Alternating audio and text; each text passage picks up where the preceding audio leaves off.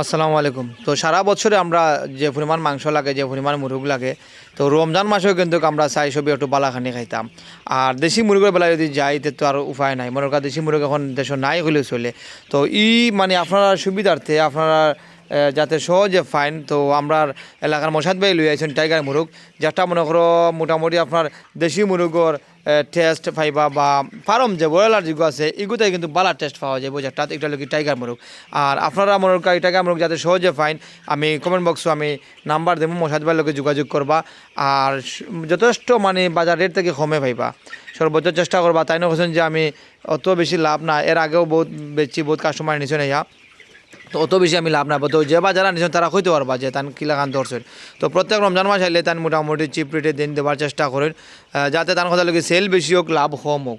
তো আপনারা যে বা যারা নিতে চান কমেন্ট বক্সে দিমু, নিতে পারবা। রুস্টর লাগি হোক আর জেসার লাগি হোক, মেহমান আঁকা নিজে খাওয়া যাও হল না, এখানে এই মুরগগুলো কিন্তু একেবারে পারফেক্ট। আর মুরগের ওজন দরকার 700-800 1 কেজি।